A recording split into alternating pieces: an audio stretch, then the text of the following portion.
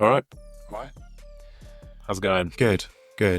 I'm feeling so much better now that the weather's nice. Yeah, it's like a barren wasteland out there in Norwich in terms of like we haven't had rain for what feels like weeks. Yeah, which is unusual. I know it rained yesterday, actually. Oh, actually, it did. Yeah. You and I got caught in the feels rain. like weeks. It was only a spatter though, wasn't it? Really. Yeah. It's not the first time you and I have been caught in a spat, to be fair, but But it was the least pleasurable time. yeah. Yeah, it is nice. It is nice. Yeah. Are we going to be honest, Jamie, with this podcast episode and the behind the scenes story behind? I mean, we always are, so we might as well be. Yeah. So we're re-recording. That was surprisingly challenging to get out of my mouth. We're re-recording this episode on account of the fact that I left out something that I think is quite important. Yeah. So, you know, that if nothing else, that shows our dedication to perfection when it comes to these podcasts, right? Yeah, or at least our dedication to being above average. Yeah, or at least average. Yeah, I was gonna. Yeah, yeah. Okay. Indeed. Nice. What did you do at the weekend? Well, I know what you did on Sunday because you took me for a roast. I did. Yeah. Yeah. So that's what I did on Sunday. On Saturday, I had the first barbecue of the year. Actually. You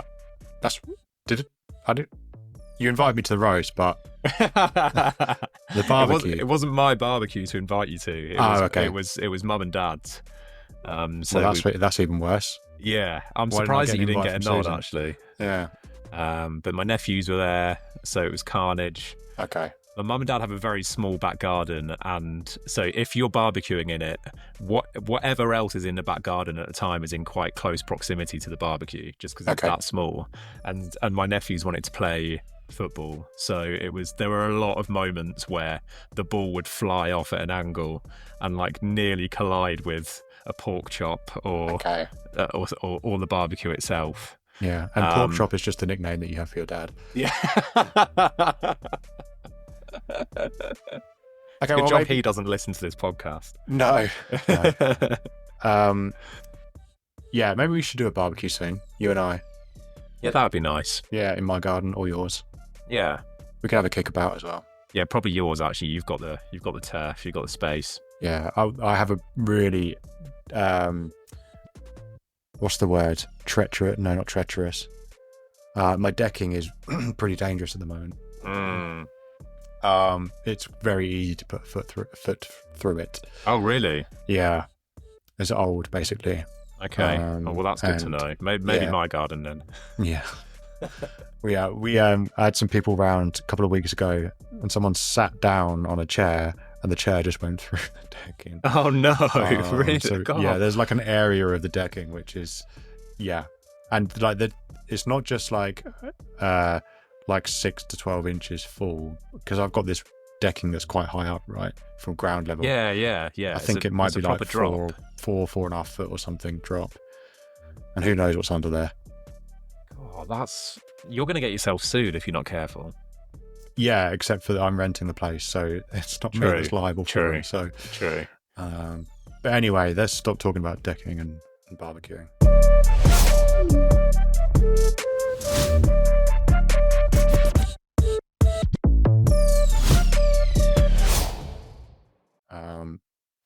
So yeah, we're re-recording this episode because James wanted to add something in that he thought was worth adding in. Yeah. So what are we talking about in this episode? So we're talking about well, I don't know how to phrase it. I can't remember what the title would have been, but like what should you write about in your newsletter? What makes a newsletter interesting to read for your audience? And it's something that we might well have covered before, and I guess kind of through osmosis, any loyal listeners will have an idea of the kind of thing that we might talk about. But on the fly, when we first recorded this, I came up with a framework for discussing this that I thought was good, and it's the framework in particular that I felt needed a bit of extra elaboration, which is why we're re-recording. But the framework itself, I kind of liked, Jamie. So that's what I'm going to be talking about today. Nice. Okay. I think I probably will call this episode "What Should I Write About in My Newsletter." Yeah, Um, and so you'll have known that already as a listener because you'd have clicked on the episode and it'll true. have that title. But um, you've mentioned a framework then, so let me set you Mm. up for that framework. What should we write about when we're writing our newsletter? Yeah. So before I talk about the framework, very Okay, quickly, sorry, so I know. That's it's so annoying when that happens. But I'll I set just you up again later down the line. It's fine. thank you. I just want to caveat that the the big problem for a lot of newsletter publishers, particularly businesses, is that they think whatever they write about is going to be really boring. And this is a classic obstacle that we come up against is people say, I know that email marketing is important for my business, but what am I going to write about? You know, what are people actually going to find interesting? And so that's the question that we're trying to answer. I think that is quite a real pain point. And so if you are listening to this and you already know what you're going to write about, I would continue to listen just to sense check that what you're writing about kind of ticks the boxes. But by the same token, what this newsletter, what this podcast episode is really for is for those marketers who work in businesses who are thinking, hey, we need to start sending emails, but I also want to make sure that they're interesting. And this won't prescribe specific advice because, of course, we don't know what the nature of your business is, but it will give you some fundamentals that you can adhere to. And if you're ticking those boxes, anything you're writing about should be pretty interesting. Yeah, and that can be pretty tricky because I know when I've worked in previous businesses, when you're inside the business, it's really hard sometimes to have a perspective that allows you to get excited about and see the value in the kind of content that you could write. mm, And that's something that we come across quite a lot with clients. There was one that we ran a workshop with recently, and sometimes the help that we provide is just in the ideation around and validation around what is interesting and valuable. And I have had that before, certainly in businesses that I've worked in. So there are certainly, and we'll talk about it here a little bit on this episode, but there are things that you could almost certainly talk about that is going to be helpful or valuable for someone. mm, And we'll touch on that in a bit where we start to put ourselves in the position of our audience, in the position of our readers. yes, nice. Are you ready for a setup now, or are you going to? Set me up. I'm Okay, ready. cool. Okay, I'm in the fine. box. I'm waiting for this Okay, cross to be delivered. here comes the cross. So when we're putting our newsletter together, what should we be thinking about, or what should we write about? So we need to be thinking about our exes, Jamie. And this is the phrase. You just have to pretend, listener, that I'm thinking this on the fly, because in the first episode, I promise you I was. There are three X's that we need to be thinking about. The first is expertise. The second is experience. And the third, this is the one that I forgot in the first one, is exclusivity. Okay, so I'll talk through all three of these. So expertise, that's very obvious. One of the key pieces of value that we can give, particularly if we're a business, is our unique expertise. So Jamie, you and I, the Inbox Club, it's more than just you and I now. We work with a lot of agencies who are specialists at particular areas. It might be that they're SEO specialists or social media specialists or whatever it might be. They have a depth of expertise that not many other people have, particularly the kind of people they're trying to talk to who might be more generalist marketers. And so sharing that expertise, that unique expertise that only you have, is a great place to start if you're thinking about what to include in your newsletter. The second thing is experience. Now, experience can link quite closely to expertise, i.e., we can use the fact that the person writing the newsletter might have 20 years of experience in a particular area. And from that come anecdotes and learnings and things that they've done wrong and things that they've done right, things that have worked, things that haven't worked. All of this stuff is stuff that ChatGPT can't just come up with. All of this stuff is unique to the person. But I would take experience one step further than that and say that experience can be, for the purposes of this framework, anything that is unique to you. So that could be your memories and the stories and the things that you've done wrong in the past that inform your expertise in the present. But it could also be less serious than that. It could be that so we wrote a newsletter for a client recently where we talked about the first car that he owned back in the 70s. And we gave loads of kind of funny details about this car and how much he loved it. And it was all to sort of illustrate a point about digital marketing. But again, this is stuff that ChatGPT can't know. Okay, no matter how good ChatGPT becomes and how sophisticated it becomes, and we all know it's becoming more and more sophisticated every single day, it will never be able to dip inside your brain. Oh, I say never, maybe one day, but at least not for the foreseeable future. It will never be able to dip inside your brain and pull out these anecdotes. So I'd say experience relates not only to your professional experience, but also your lived experience as a human being. And that's where the color comes into it, right? That's where we start to get some personality in there as well. And I would even chuck perhaps tone in there of experience as well. Absolutely. So how you talk about your expertise would come into under experience. Yes, yeah, for sure, exactly. If you want to throw in what you had for breakfast that day and how good it was, etc., and oh, what did you guys have for breakfast? All right, that's not the most compelling example, perhaps, but as you say, Jamie, it's color, it's tone, it's conversational, and that all comes through your human experience. The third thing is exclusivity, and by exclusivity, all I mean here is offering something in a newsletter that you can't get anywhere else.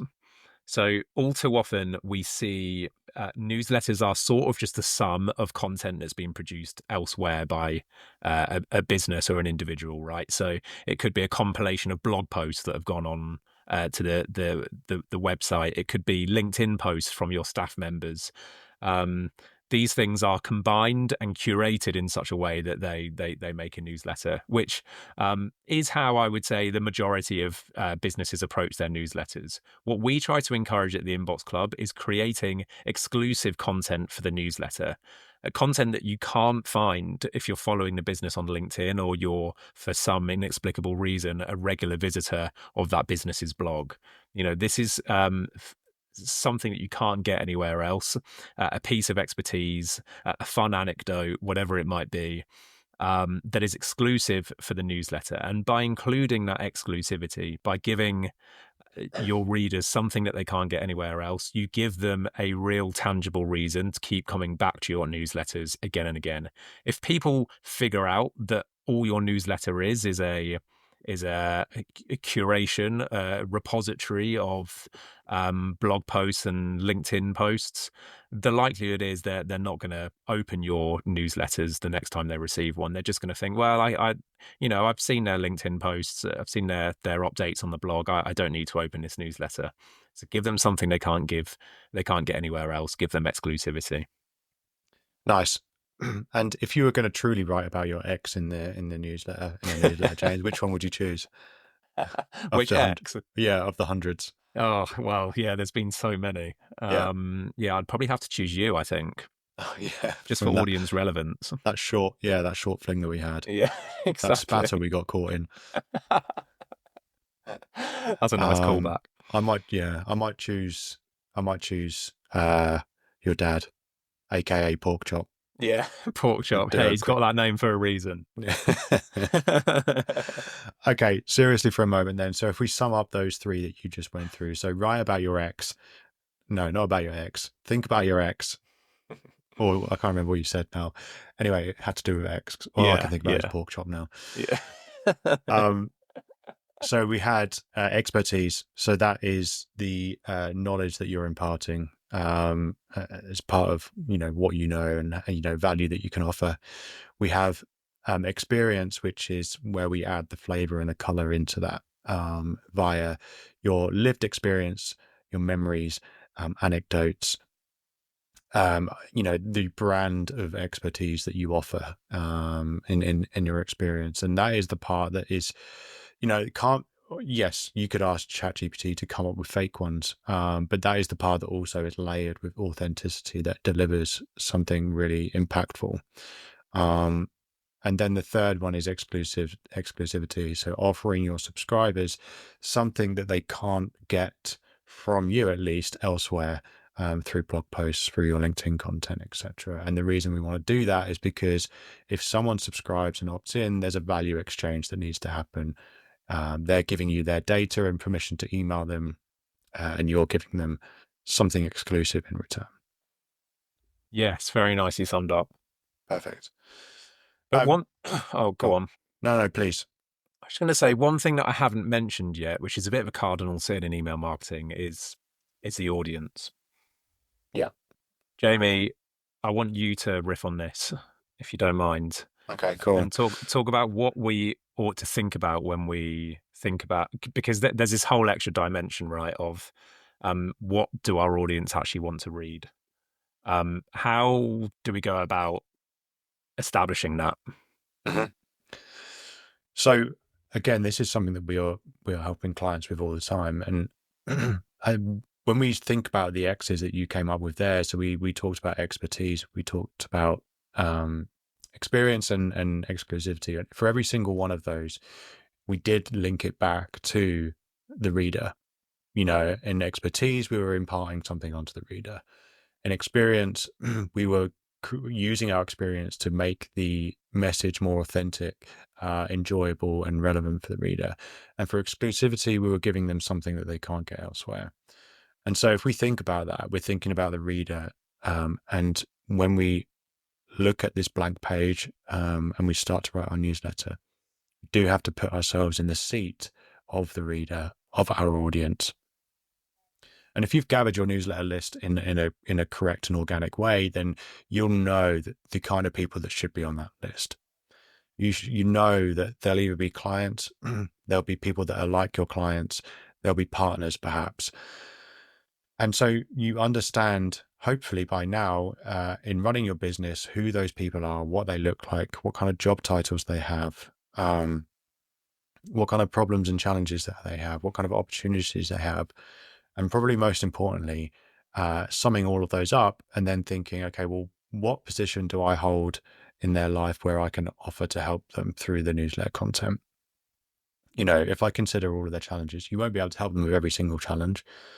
You know, it might be that they can't get their kid to put the iPad down for 2 seconds. Okay, well, maybe you're not a family counselor, so you can't help with that, but you can give them some really good SEO tips if they're having a problem in their marketing job with getting, traffic to their website.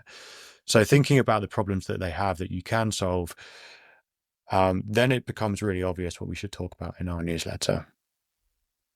Well, I would go so far as to create real personas for these people. And if you find it uncomfortable to think of someone real on your newsletter list, which I would encourage you to do anyway, then we can create one. And, you know, our friend Chat GPT, I said that I made sure that I said that clearly because the captions when I do them automatically never catch it. Always things I say like Chat Jeep or something. Chat GPT. We can use OpenAI or any generative tool to help us build these personas, you know, and we can go back and forth and say, okay, what does this person do? What challenges do they have? What does their working day look like? What stresses them out? What do they get excited by? We can do all of that. And at the end, we can ask it to create a picture of this person, an actual image. And then we can print that image out and we can stick it on the board, say, you know, this is Ben, why can't I think of a lady's name? Candice. Candice. Yeah. Candice. This is them. And I'm going to write, every time I write a newsletter, I'm going to look at them and I'm going to think, okay, well, what do they want to hear from me for this week? What do they need to hear from me this week? And what can I write down in this newsletter that's going to get them excited, solve a problem for them, or present a new opportunity for them? And so that, I think, is what I have to say about audience and how you should consider them when you're writing a newsletter. Nice. I think you've absolutely nailed that. Let me give you another hypothetical scenario here. So let's say I've done all of that. I've got Candice printed out. She's on the wall. I'm writing to Candice. She's a marketing manager that works at e-commerce stores. And, she's in her 30s. She's super busy. She's got loads of emails she needs to get to, et cetera, et cetera. But I want to help solve some of Candice's problems. The next question that a lot of people in those shoes would ask is, okay, I want to solve Candice's problems, but I also want Candice to eventually buy from me, right? I want her to become a client of mine, or I want her to enroll in my online academy where I'm teaching people like Candice how to get better at marketing in their roles. So I don't want to give away the whole pie in my newsletter. I think the problem with that is that people then become quite conservative, and actually they don't give away enough of the pie, right? They say, well, because I don't want to give her too much value because, you know, people are paying for that, I'm going to give her no value at all. So for you, what is the solution here? How do you find that balance between giving away enough value that Candice wants to come back for more, but not offering so much value that Candice doesn't feel a need to actually buy from you? Yeah, I think that's a really thin line to walk, I think, actually. And it can be difficult. And I'm not saying that I'm always very good at that, but I would always fall on the other side where I give away too much. Um, I reckon there are ways in which you can talk about a problem and offer something insightful without solving the problem completely. And I think the other thing that we have to consider is that as much as you tell people how to do something, it's very rare that they'll actually go and do it anyway. So, you know, telling someone how to do something and then them actually doing it and all doing it successfully is quite rare, I think. Mm. So we shouldn't be too worried about giving away too much. That does depend on the kind of industry and the business that you run, though. I would say there are definitely, you know, I could say to an e-commerce store owner, you should have a welcome automation and an abandoned basket automation, because those will be two of your highest earning automations, right? That's something insightful. I could even then chuck in some of my experience and say, okay, well, for this store, we set these up and this is how much it contributed to their revenue. And so I'm layering some experience in there.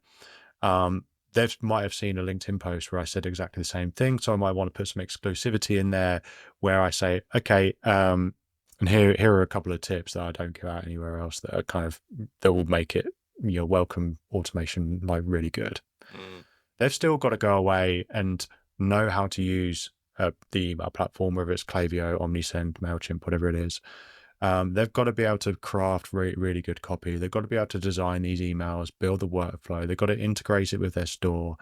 I would have said you've got to do some A/B testing. So they've got to do the A/B testing.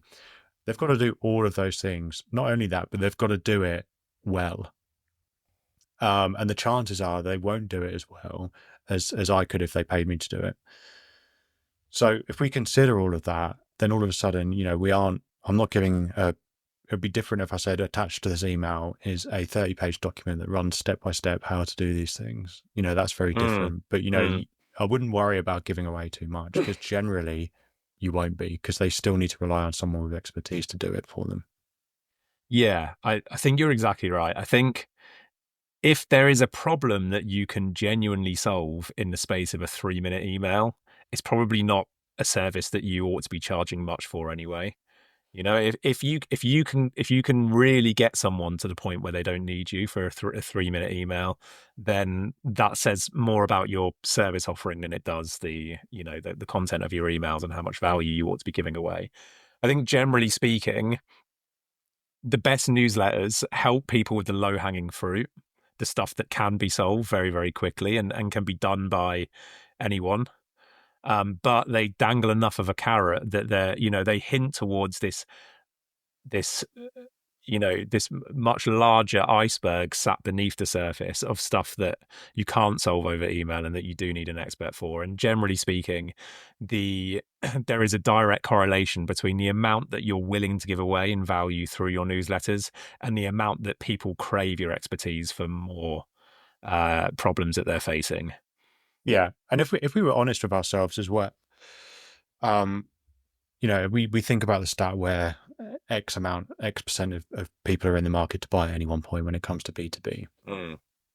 The likelihood of someone saying, okay, well, I need a really good welcome automation, and then me sending them an email about how to make a good welcome automation, the likelihood that has then dissuaded them from paying someone to sort out their welcome automation is really, really slim. So all we're doing here really is giving people good ideas. And what will probably happen is that good idea will go somewhere on their to-do list, maybe in their head, and it will highlight something that they should do and should be thinking about. And, you know, the likelihood that they are thinking about that exact topic the day your newsletter turns up, and then that solves the problem for them there and then, and it's done and dusted. What you're doing is building up this portfolio of credibility of the subject that you're talking about. And, you know, when eventually they are ready to buy, or they're in a position where they need your services, then they know where to come, because you've been speaking about this really insightful stuff that's made them sit up and listen for the past 6 months. So I think, you know, that there, for any subject, there'll be so many things that you can talk about that it's really unlikely that you're going to give away in too much in one email anyway. I love that. I also love portfolio of credibility, by the way. I think that's a really nice turn of phrase. I'm going to steal that. Nice. I call it POC. Oh, do you? It's trademarked, is it? Yeah. Yeah. Good stuff. Nice. Shall we hot take?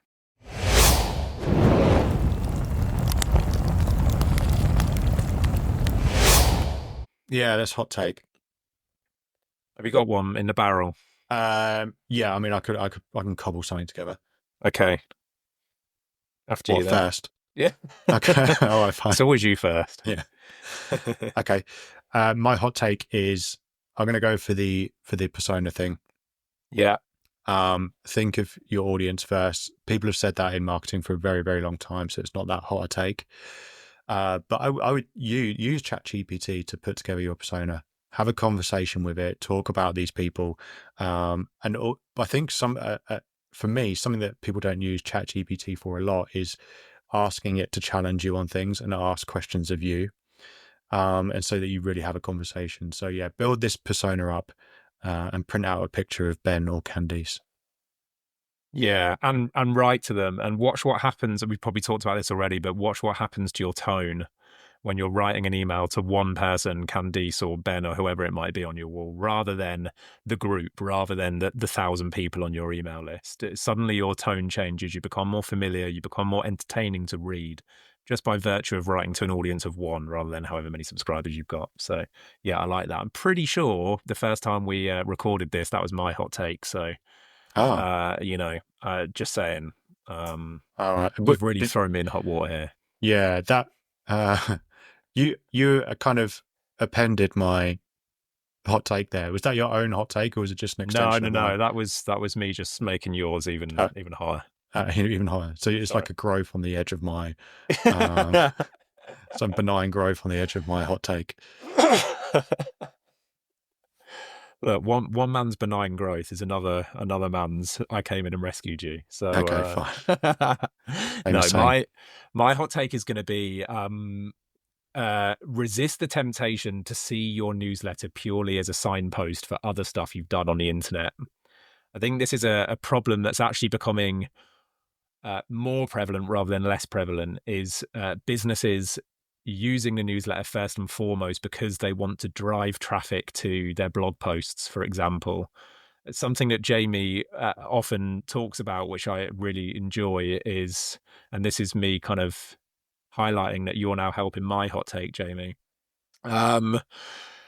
He talks about sending people the wrong way down the funnel, and the fact that newsletters are further along in the funnel than a blog post. Blog post sits right at the top, right? Once you've got someone subscribed to your newsletter, they're in the middle of your funnel, and they need to be pushed towards the client end, the conversion end, not back towards the blog posts. Focus particularly on that exclusivity part of the 3 X's, and you should start seeing much better engagement. Nice. That can be an episode later on. What do we get people to do next? What comes after newsletter? Nothing. It's just like the end of the universe. Yeah, it's just a black hole. Yeah, indeed. There's no life. Well, there's no life after newsletters for us anyway. Yeah, exactly. It just is what it is. Do you think there's a caveat here that I haven't run this past you? Well, we don't run much past each other when we record these, and I think we're in sync for most of it. In sync. Yeah. Yeah. on Justin Timberlake. Okay, well, fine. I can do that. We can do the dance on one episode as well. Yeah. So we might end up editing this out if you don't agree, or if you think this is really stupid. But actually, if you build that persona of someone that you're writing to, you might find out that for that persona, consuming content through a newsletter isn't for them. Yeah. Yeah. And so, you know, I think we need to have a bit of humility here, in that sometimes newsletters aren't the right fit. I'm trying This to is think. the real hot take. Yeah. Oh. Sorry, mate. Yeah, maybe that's the case. I haven't thought about this too much. And I think in most cases, especially in B2B, newsletters are good, but some people just don't read them. And I think maybe there is some research to be done there for the listener into the kind of audience that you have and whether they consume newsletters as their favorite piece of content. What do you think to that? I'm scrunching my face a little bit here for those of you who aren't listening with video, predominantly because my devil's advocate here is that nearly everyone, I think over 99% of internet users have an inbox. Unlike any other medium, you know, email has more monthly active users than Instagram and TikTok combined. If you're going to reach your audience on any platform, it surely has to be email, particularly in the B2B space. So I would say, even if there's evidence to suggest, and it would be interesting to learn how you would find this out, even if there's evidence to suggest that your audience is less inclined to read newsletters than another audience, my task upon finding that out wouldn't be, okay, I won't send them newsletters. It would be, what do I send them that would turn them into newsletter readers, where otherwise they wouldn't consider themselves to be one? Yeah, that's a great point. So instead of, yeah, so it's how we present and write our newsletters. Yeah. For that audience. I don't know. Maybe we go back to the parent that, no, maybe we think about the kid that we want to write a newsletter to. Maybe it's like 13 to 16-year-old kids, and we want them to read a newsletter. Yeah. Is a newsletter still for them, or would you try a different medium? I mean, kids is a totally different example, because that's hard on any platform to reach kids, and there are all kinds of compliance issues you have to deal with if you're creating content specifically for kids in any case. I see what you're saying. Actually, newsletters are really popular amongst younger audiences. I'm using that as a segue to talk about the fact that there isn't any generational gap. People sometimes think wrongly that boomers are the only people that read newsletters, and, you know, your Gen Zs don't. Actually, that's not true at all. I don't have the exact stats on me, but Gen Zs love newsletters and love using the inbox as a way of consuming longer form content, because ordinarily, you know, they're bombarded by TikTok videos and short-term attention stealing stuff. A lot of them enjoy the sanctuary of just sitting down with a piece of longer form content and enjoying it. Okay, you got an answer for everything, haven't you? Apart from 13-year-old newsletters. Yeah. Oh, I've gone all plummy. That's right. It's getting a bit emotional. Yeah, that's fine. Okay, I think that's it. We actually recorded over time for this one, so thanks for listening if you stuck with us to the end. I'll catch you next time. Yeah, all right. Bye.